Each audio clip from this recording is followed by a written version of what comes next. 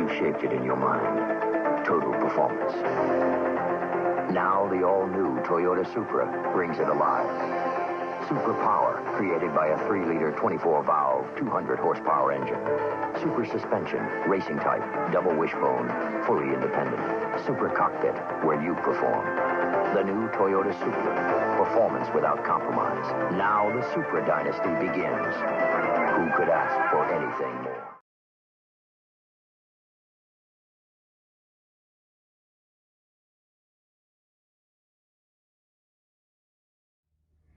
All right, so some of you have asked me to kind of provide an overview of what we have going on here in the electrical of this Mark III Supra that has been retrofitted with a 2JZ.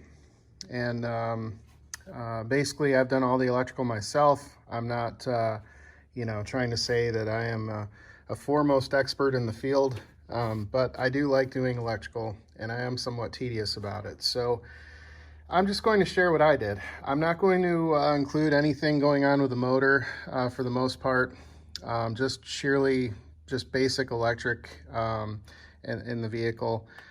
I'm going to try to do a separate video of the harness that I made for this engine and all the sensors and particular connectors as it relates to the motor harness in a separate video. So we'll get to that later on. But I'll just start with the alternator because I did have to run a new run to the alternator.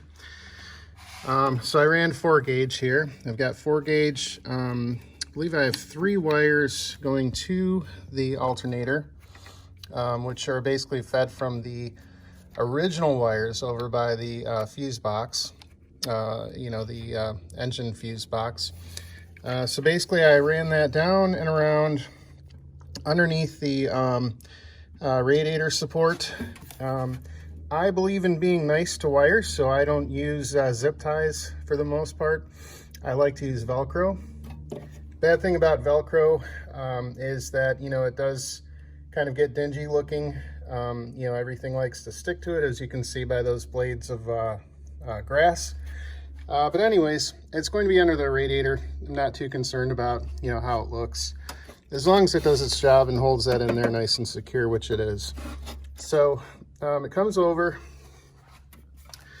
and I didn't really have a better way of doing this, but I basically just ran them around this corner and up beside the radiator. There's kind of like little walls that they kind of built for better airflow for the radiator. So in any case, I just kind of ran it up along the bottom side, up through the battery tray, and verified that it would work okay with the battery. It doesn't rub or anything. Pretty much stays in line with, this guard here. So kind of ties into the factory electrical for the most part. And I also installed some heat sleeving because the factory wires that ran across the radiator were getting pretty brittle. So I did treat those with a heat sleeve, as you can see here. So we kind of come up, then we go around, just kind of in back of the original wiring and around. And I'm not done. As you'll see, things are kind of a little bit of a mess as they connect to the battery, just because I'm going to get new terminals for the battery.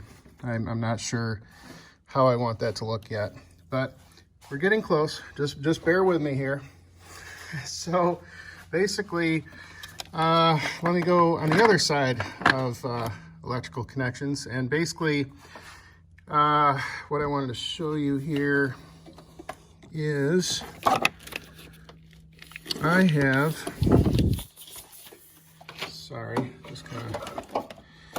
I have run a new starter wire. It goes down through here and goes through the frame rail. Don't really have a lot of light here to show this to you right now, but it does go down along the frame rail. Let's see if I can get better lighting here. Let's see here.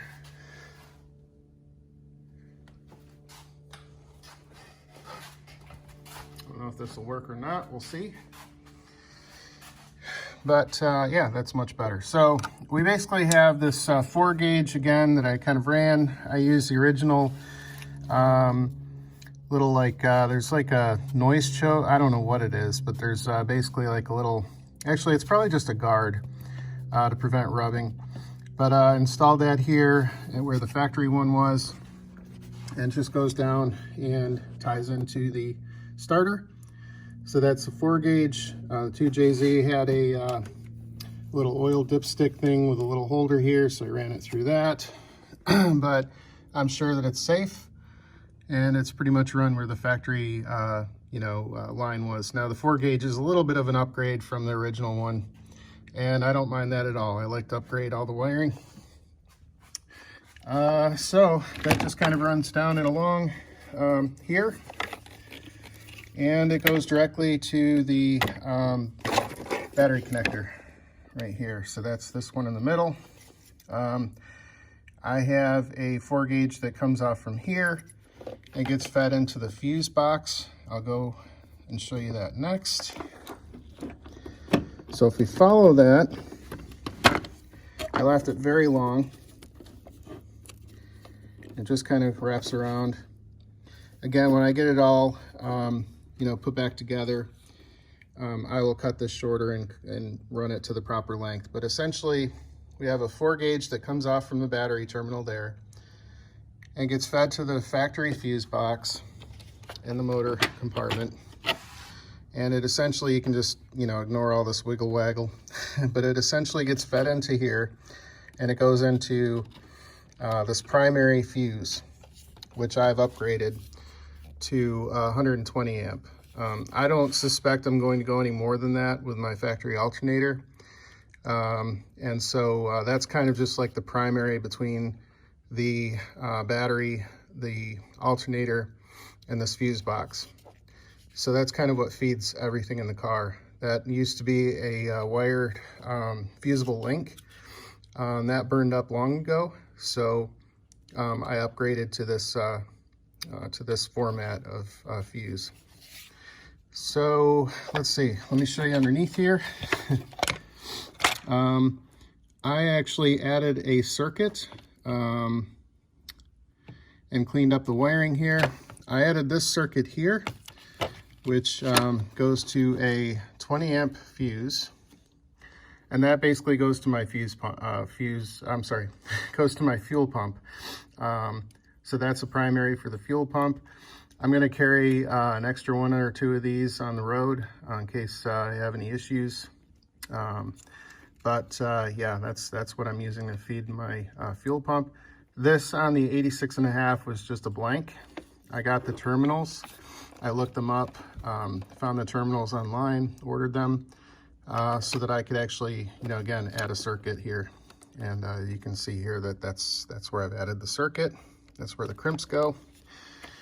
So this braided line goes to the fuel pump. This line is fed from basically a junction point where, and this might look messy, but this is basically the way that the factory wiring was. I kind of more or less replicated it, even with a bend radius. And they just basically, more or less electrical taped all this stuff up from the factory. So essentially, I had all this wrapped, and I had a few people ask me to kind of do like an overview of what I did to clean up my wiring and how I ran it. So I just kind of wanted to do a quick overview and just kind of show you what I did. Let's see. Let me go back to the alternator. So the alternator, I have run, again, three wires from the alternator. You can look up, the pinouts and figure that out yourself. But essentially, I wanted to have a connection point underneath the fuse box. So that fits in here as well. It's rather tight, but it will fit inside of here when you put the lower cover on the fuse box. Trying to think of what else. You can kind of see I did, believe it or not, this is a lot neater than it was from the factory. It was somewhat of a wired, kind of a rat's nest under here. Even from the factory, I give Toyota a lot of props for how they do things. They're great, but this wiring is a little bit of a chaotic mess. It's not really the way I would have done things, but since it's worked for so long and their engineers are pretty brilliant, I just basically stayed with the way that they had things. Wish this 4 gauge would kind of stick out of the way. So basically, I wanted to just share with you too that the proper crimping is critical here, because you know these can conduct some high current loads, and you know you don't want to melt down obviously in your engine compartment. So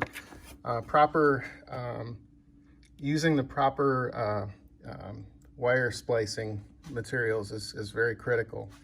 So I just wanted to kind of share with you how I did it here with these tools.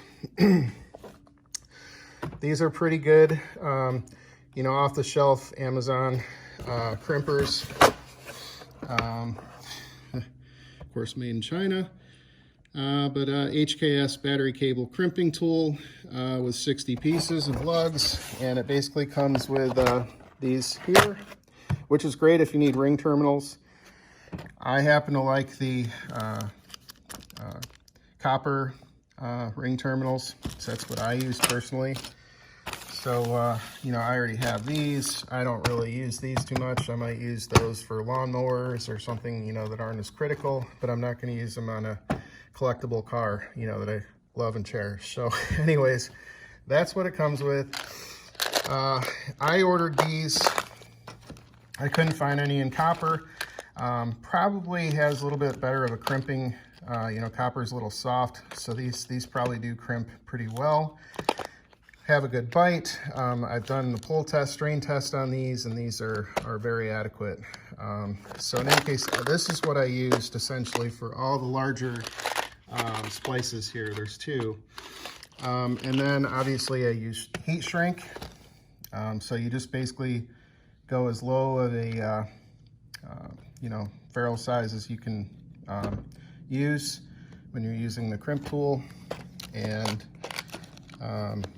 you know, make sure that the crimp does not overfold too much. Make sure, you know, that you do a good strain test on the wiring. Make sure it's got a good lock and secure connection, and then, you know, pretty much heat shrink it.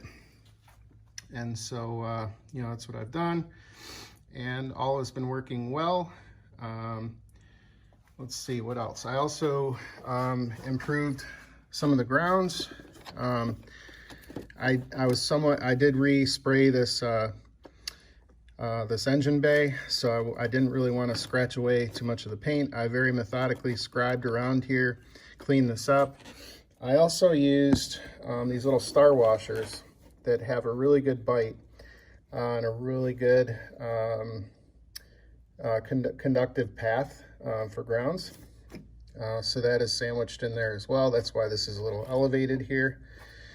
The factory ground, I'm going to improve this. This is kind of wimpy, but it is 4 gauge. I'm probably going to do either 8 gauge or 2 4 gauges for my ground and leave it pretty short.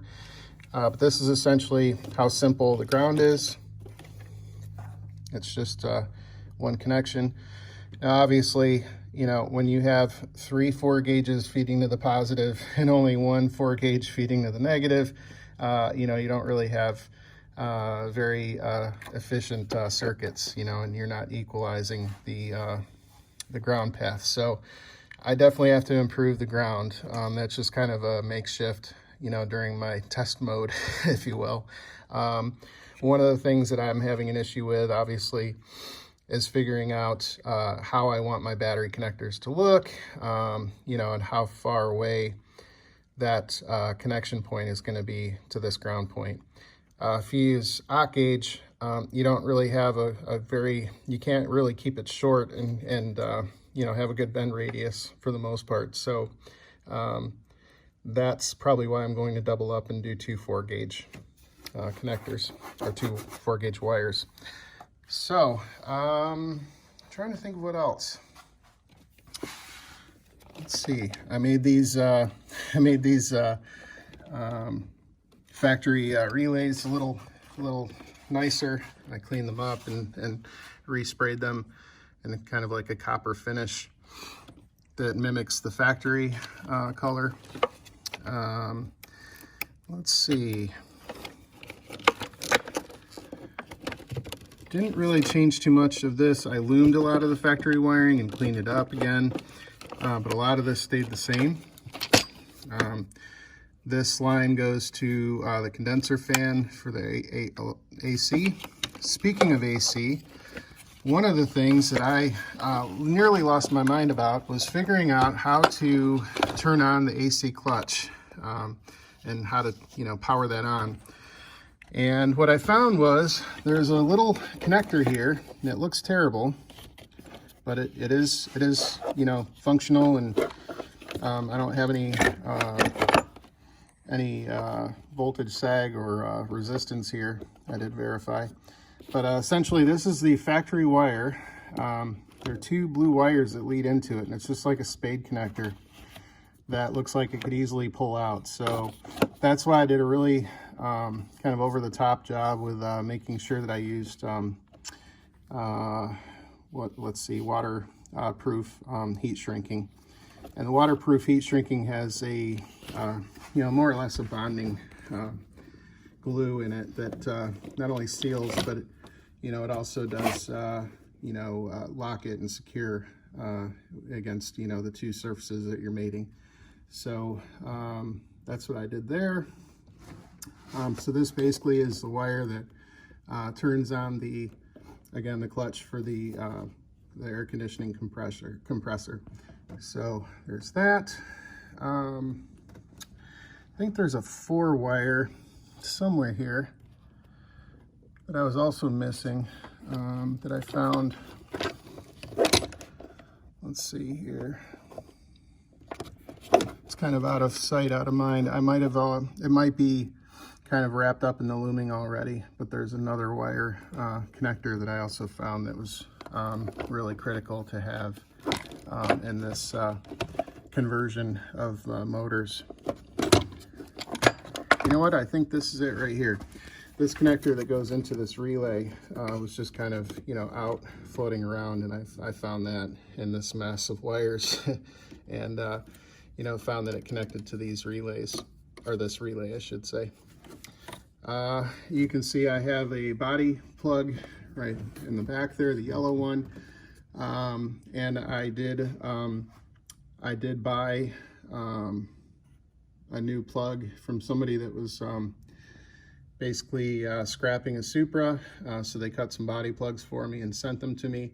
So for the most part, most of my stuff connects like it did from the factory in this fuse location. So it might look like a mess. I can assure you that I've sleeved and jacketed all the wiring, and I went through pretty methodically and made sure that all these grounds are very good. They have a really good bite on the chassis. I have some additional wires that I have to add to this.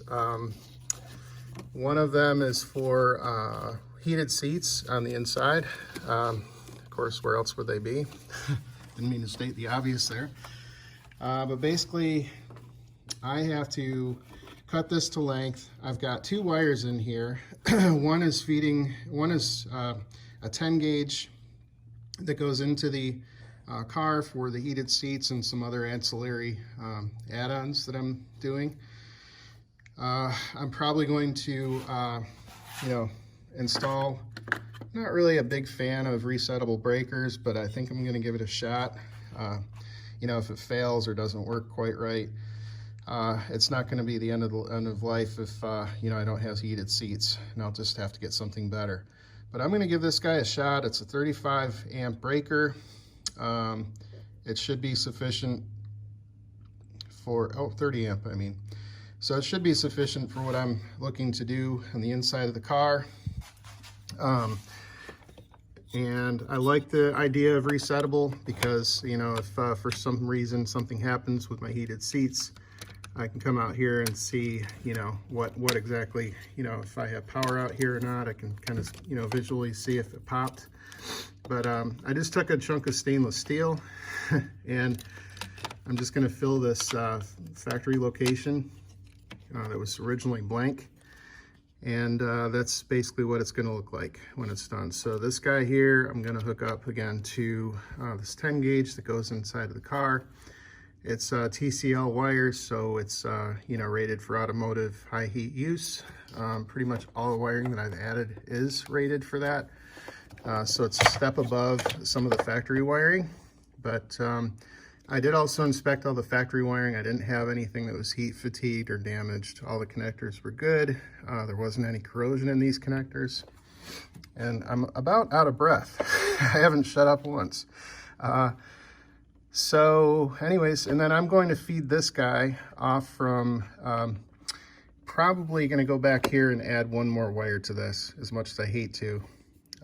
You basically have, I forget, I don't have the schematic in front of me, but essentially part of this is like, you know, feeding a few different circuits, and it's kind of daisy chained off from the main fuse. Some of them come directly from the battery, I believe, and again are basically daisy chained into different fuses of their own. So in any case, yeah, a lot of this wiring has been cleaned up. If you pull apart your fuse box, you'll see what I mean. A lot of this stuff is just daisy chained and just quite a mess. So you have to really kind of methodically take it apart and figure out what's going where. But I'm not going to go into that depth and explain everything right now. But anyways, hopefully this is helpful to those that have just kind of wanted to ask what I did and how I did it. You know, if you have any questions, ask away. Also, just kind of wanted to share with you some, again, Amazon basic wiring tools that come in handy for a lot of the automotive wiring. These crimps are quite handy. You have different, you know, crimp connections that you can install, die sets basically, and a good explanation as to what each one does built into the case. It's pretty nice. Works pretty well. Strippers, I'm an old school guy. I don't like the automatic strippers, so I use these. These are actually really good. They're pretty good quality. They're very sharp. They've stayed rather sharp in all the times that I've used it. I have wiring splice materials coming out of my ears. I mean, I have so many terminals. I just keep ordering kit after kit after kit. It just seems like I never have exactly what I'm looking for. So I like to be surrounded by plenty of options. These came in very handy when I was doing the wiring for the motor, involving sensors and things that kind of daisy chained off from other power sources. So these are very handy to have. Let's see, just odds and ends connectors and you know, things that I have left over. But yeah, that's pretty much it. I don't want to make this too long. So again, if you have any questions, just feel free to ask away. I'm going to try to button this up today and you know, finalize this. I'll electrical tape everything again. I actually don't use electrical tape. I use this, I don't have it right in front of me to show. Well, maybe I do. Hold on a minute. As I stumble. Let's see. So again, Amazon purchase. I use this stuff. It's wire loom harness 8 proof. Yeah, it's actually heat proof, but they abbreviated it to eat proof. So that's great. But anyways, it's kind of like a cloth. It's got very good adhesive in it. Yeah, that's just kind of what I use. I think it's better with abrasion. It doesn't get sticky and kind of fall off. It holds up really well in the, you know, engine bay. I've been using it for years, and you know, I prefer this over electrical tape. Again, I think it's better for abrasion resistance, and it looks pretty good. It matches a lot of my newer wire loom that I've been using, and holds up pretty well. So anyways, that's it for me. This is some benefit to you. Feel free to ask any questions. And that's all. Have a great day.